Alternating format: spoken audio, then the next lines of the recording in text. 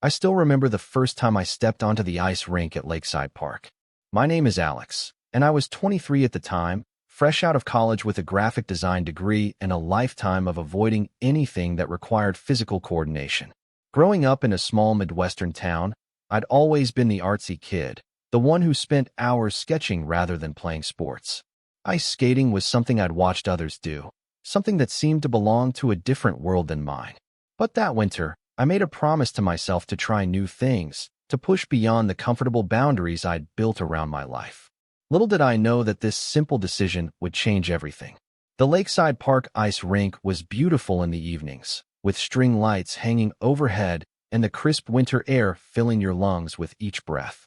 There's something magical about an outdoor rink at dusk, when the ice gleams with a soft blue tint and the sound of blades cutting through frozen water creates a symphony of scrapes and swooshes.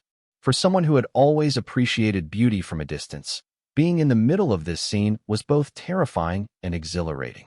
I'd come to love the ritual of it all, lacing up the rented skates that never quite fit right, the wobbly first steps from rubber mat to slick ice, and the way my breath would cloud in front of me like I was creating art just by existing. Ice skating had quickly become more than just a winter activity for me. It represented something deeper, a metaphor for the control I was trying to gain in my life. Each time I managed to stay upright a little longer, each time I glided a few more feet without gripping the side rail, I felt a small victory. It was about proving to myself that I could do hard things, that I could learn and grow even when it felt impossible. Maybe that's why I kept coming back, even after bruised knees and sore ankles.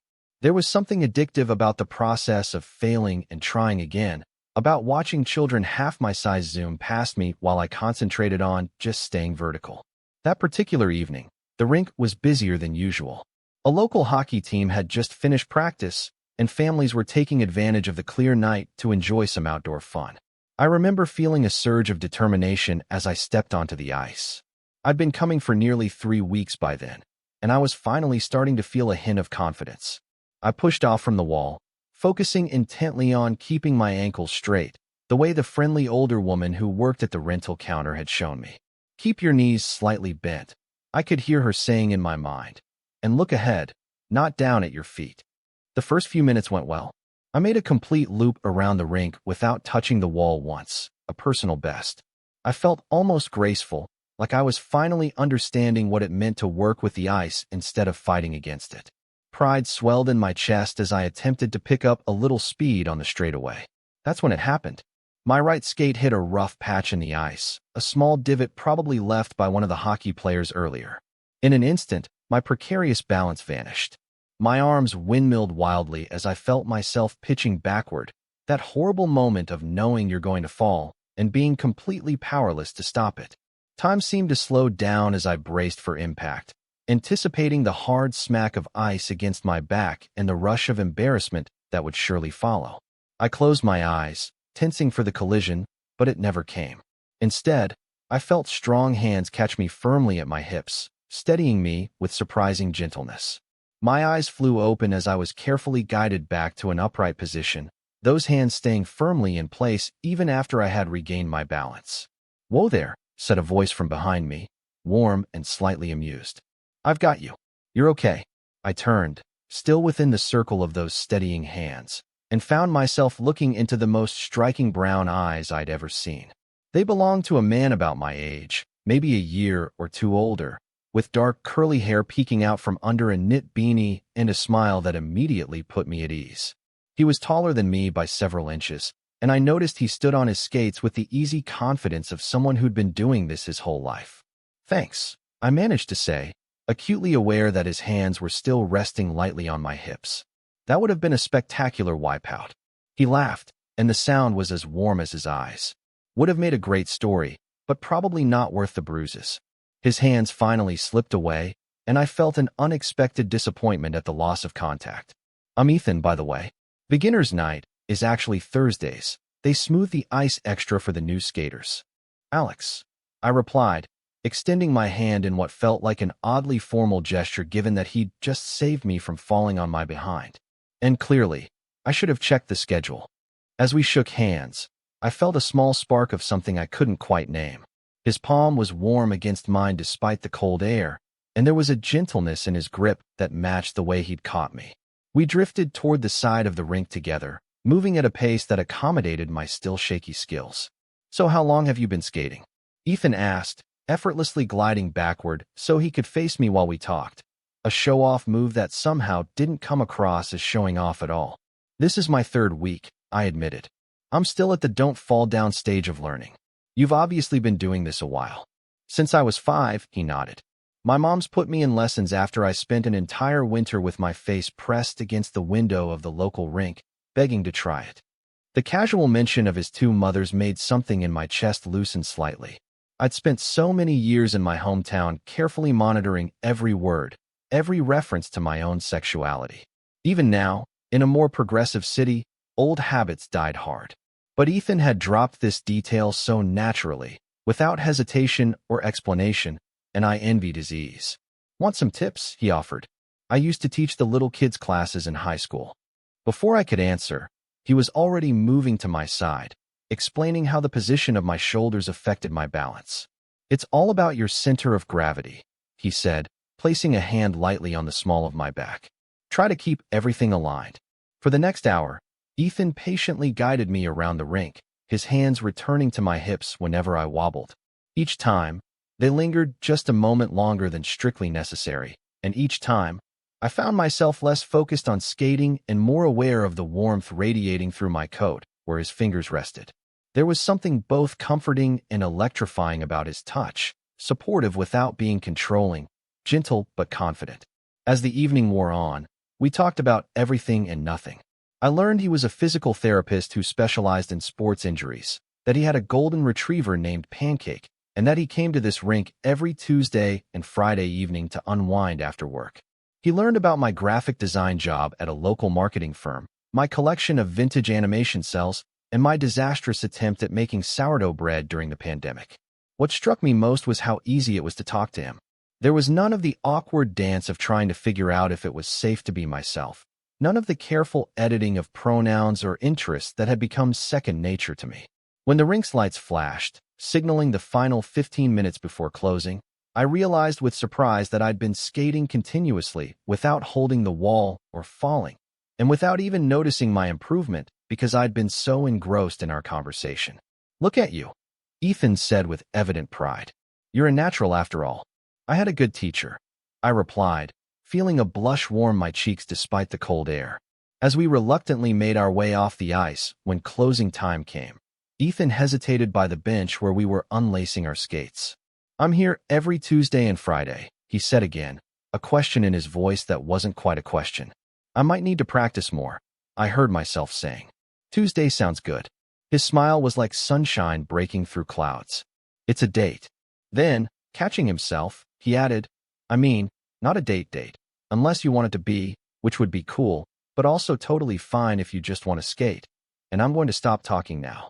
His sudden nervousness was endearing, and I found myself laughing, not at him, but with relief that I wasn't the only one feeling this unexpected connection. "Tuesday," I confirmed. "Maybe we can grab coffee after? To warm up?"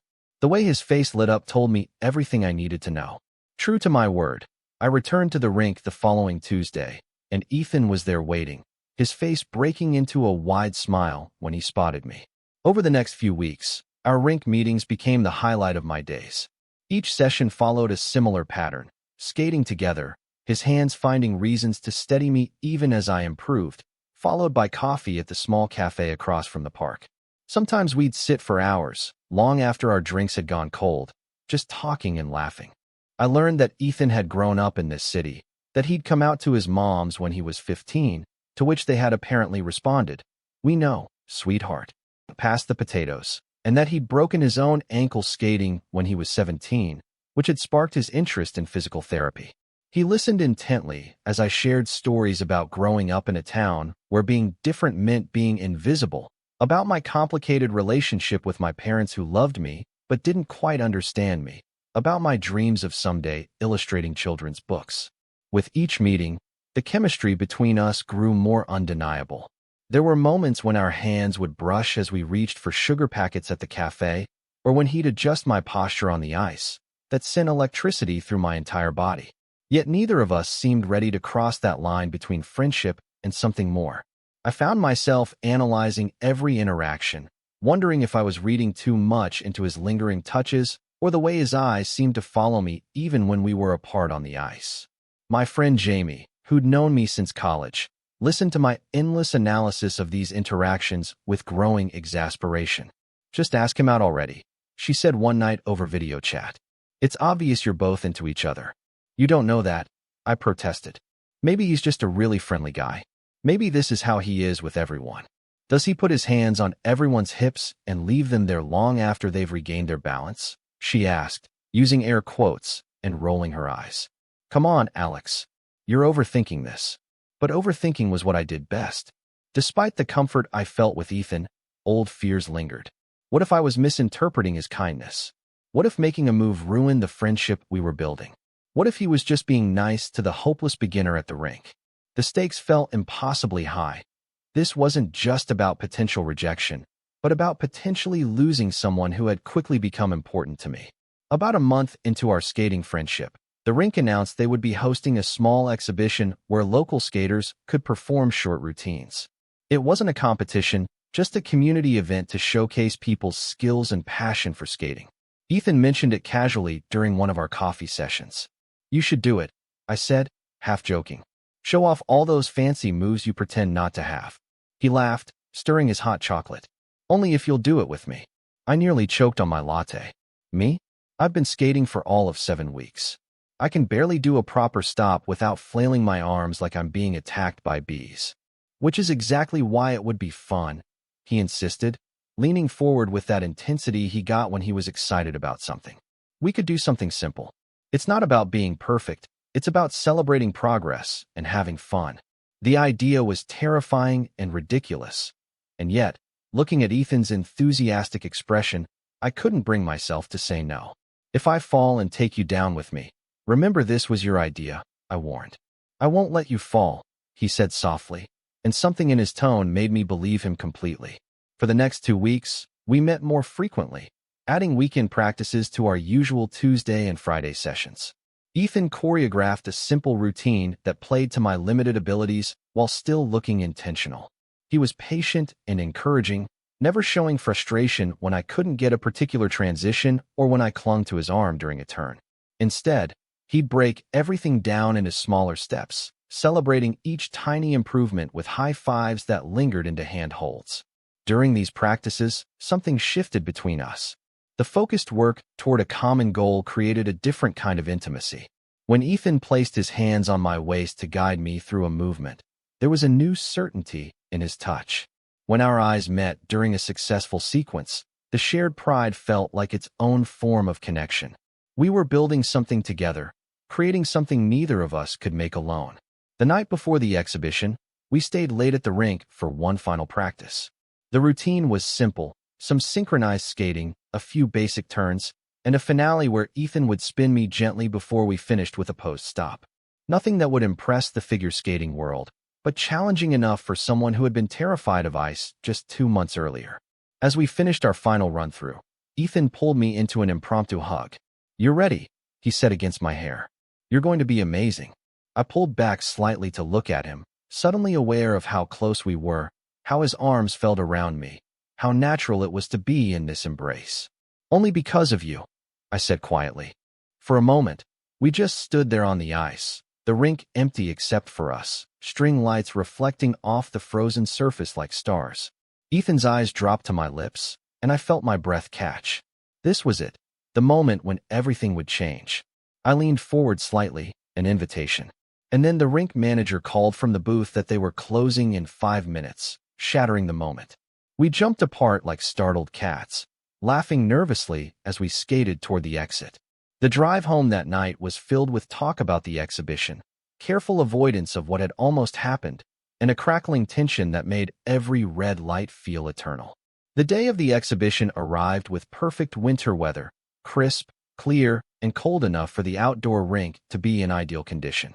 The event was casual, with friends and family gathered around to watch skaters of all levels share their love of the ice. There were young children doing wobbly spins, teenagers performing impressive jumps, and older couples gliding together with the ease of decades of practice. Backstage, which was really just a heated tent near the rink, I paced nervously in the simple outfit we'd agreed on, black pants and a blue sweater that Ethan had said matched my eyes. Ethan wore similar black pants with a gray sweater, looking unfairly handsome and completely calm. "How are you not nervous?" I demanded, watching him casually stretch as if we were about to go for a light jog rather than perform in front of a crowd. He smiled, reaching out to straighten my collar. "Who says I'm not nervous? My hands are freezing, and not from the temperature." "Then why do this? You could have performed something amazing by yourself instead of a beginner routine with me." Ethan's hand stilled on my collar, and his expression grew serious. "Because there's no one else I'd rather be out there with. Because watching you learn to trust yourself on the ice has been the highlight of my winter. Because," he stopped, seeming to wrestle with his next words. "Because," I prompted, heart racing. Before he could answer, we were called to get ready. The moment slipped away as we moved to the entrance of the rink, but Ethan caught my hand and squeezed it reassuringly. "Just look at me out there," he said. "Forget everyone else exists." As we glided onto the ice, the small crowd applauded politely. Our music began, a cover of Falling Slowly that we'd chosen for both its gentle rhythm and its increasingly meaningful lyrics. For the first few seconds, I was acutely aware of every eye on us, every potential mistake I could make. Then Ethan caught my gaze and smiled, and suddenly we were just skating together like we had been for weeks. The routine unfolded better than any of our practices. There was a flow between us that felt magical, as if we'd been skating together for years instead of weeks. When Ethan's hands found my waist for our side-by-side sequence, they felt like they belonged there. When we moved in perfect synchronization through our turns, it felt like a conversation without words. As we approached the finale, Ethan's hands once again found my hips, just like that first day when he caught me, and he spun me gently before pulling me close for our final pose. In that moment, with his arms around me and the crowd applauding, I felt a perfect clarity. This wasn't just about skating anymore. This was about finding someone who made me feel both safe and brave at the same time. We took our bows, breathless and grinning, and skated off the ice hand in hand. The moment we were out of sight of the crowd, Ethan pulled me into the small warming tent that was serving as our backstage area. Before I could say anything, he took both my hands in his. "I need to tell you something," he said, his voice unusually serious. "That first day, when I caught you, it wasn't an accident that I was there." "What do you mean?" I asked, confused. "I'd noticed you the week before," he admitted, a flush creeping up his neck. "You were so focused, so determined despite obviously being new to skating. I thought you were cute, and I kept hoping you'd fall within catching distance." He winced. "That sounds terrible out loud. I wasn't hoping you'd get hurt, just that I'd have an excuse to talk to you." I stared at him for a moment before laughter bubbled up. "You're telling me you were strategically skating behind me, waiting for me to fall?" He nodded, looking embarrassed but also relieved to have confessed. "I had almost given up that day when you hit that rough patch. And then my hands were on your hips, and honestly, I didn't want to let go. I still don't." The honesty in his voice made my heart skip. All these weeks of wondering, analyzing, second-guessing, and he had been feeling the same way from the very beginning. "So don't," I said simply, stepping closer to him. "Don't let go." This time, there was no rink manager to interrupt us, no reason to hold back. When Ethan's lips met mine, it felt like the most natural progression, like we'd been moving toward this moment from the second his hands had caught me on the ice. The kiss was gentle at first, then deeper as his arms wrapped around me, pulling me close until there was no space between us. When we finally broke apart, both slightly breathless, Ethan rested his forehead against mine. "I've been wanting to do that since our third coffee date," he murmured. "I've been wanting you to do that since you caught me," I confessed. "Your hand stayed on my hips so long after I was steady, I thought I was imagining things." He laughed softly. "Not imagining. Just me being completely obvious and hoping you'd notice." We rejoined the crowd for the end of the exhibition, sitting close together with his arm around my shoulders and my hand in his. Everything felt different now, clearer, brighter, more certain. As we watched the final skaters, I leaned into his warmth and thought about how a simple decision to try something new had led me here, to this person who had quite literally caught me when I was falling. In the months that followed, skating remained our thing. Ethan continued to teach me, celebrating each new skill I mastered, from backward skating to simple spins. But now our lessons ended with kisses that left me more breathless than any exertion on the ice, and his hands on my hips carried a different meaning, still supportive, but also possessive in the best possible way. When spring came and the outdoor rink closed for the season, we simply moved our skating dates to the indoor rink across town. By then, we were spending most of our free time together anyway. Cooking dinner at his apartment with Pancake the golden retriever begging for scraps, binge-watching shows curled up on my couch, exploring weekend hiking trails with our fingers intertwined. I think about that moment of falling sometimes, how the scariest second of losing control led to finding someone who makes me feel grounded. How Ethan's hands stayed on my hips long after I'd regained my balance, as if he knew even then that we were meant to hold on to each other. How learning to trust the ice beneath my feet somehow taught me to trust my heart as well. They say when you fall in love, it feels like flying. But sometimes, it's the actual falling, the moment of vulnerability, of letting go of control, that leads you to where you're meant to be. And sometimes, if you're very lucky, someone is there to catch you, to hold on with hands that aren't quite ready to let go. And if you're even luckier, you find the courage to ask them to keep holding on, long after the moment of danger has passed. Ethan and I still skate together every chance we get. And every time his hands find my hips, to guide me, to steady me, to pull me close for a kiss in the middle of the rink. I'm grateful for that patch of rough ice that sent me falling backward into his arms and forward into a love I never expected to find. Total _char_count. 18,881.